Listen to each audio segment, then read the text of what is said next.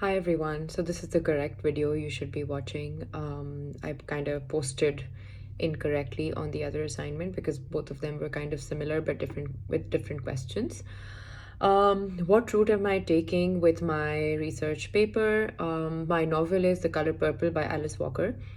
And I was initially planning to take a feminist slash queer, route where I wanted to talk about how this book has feminist themes because it obviously does, with Celie struggling initially with, a lot of violence at home, and then when she marries, she also faces violence, and then she finds love in another woman, a woman who her husband is in love with. So it's sort of like a triangle, but only husband and wife are love with another woman.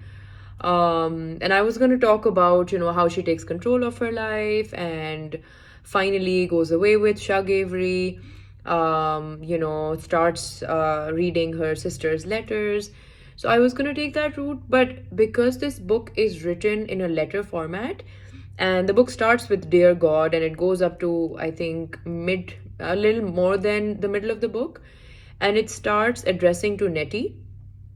And Celie says that I don't believe in God anymore because God has given me all this misery.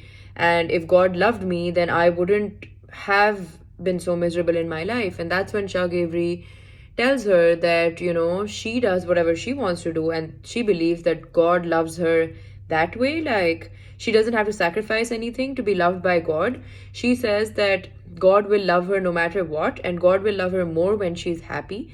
And I found this very, very interesting because I've studied a little bit of religion and I am a little religious as well. And I find God in nature. I find God in my heart. I find God in people.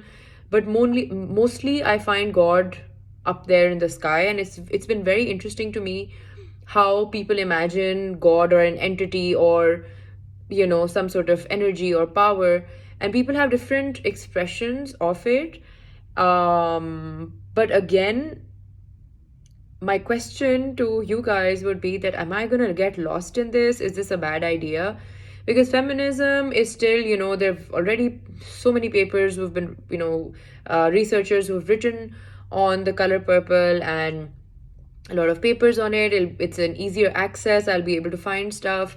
Even, queerness, there's material that comes up every day. But religion is kind of like a tricky topic, and I want to handle it delicately. At the same time, I don't want to get lost in so much of it. Like, I can't obviously discuss every religion in the world, but I wanted to discuss this relationship with a higher authority, and I'm still unsure if I should do that. Why you should read this book is because it's an excellent book. Initially, when I started reading, I found the language a little bit tough to just read off the page, but as soon as I got used to it, it has very insightful messages, and it's about loving people, it's about letting people go who you love, it's about belief, it's about faith, it's about sticking to your loved ones. It's just a beautiful, beautiful novel, and it's so ahead of its time. It's talking about pregnancy clothes, it's talking about equality.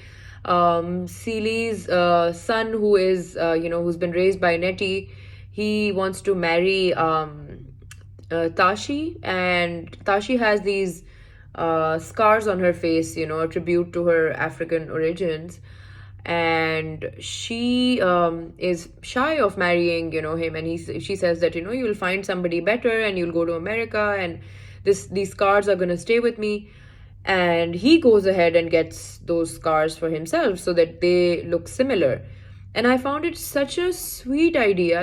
True equality can be achieved when you're willing to step into someone else's shoes. It's a brilliant, brilliant novel, and I would really love for you all to pick it up, get a PDF, Kindle, or, my favorite, either a paperback or a hardcover. Yeah, so I think right now I'm just kind of confused. I finished reading the novel, but I might be lost with this religious element of sort of route that I'm thinking of taking.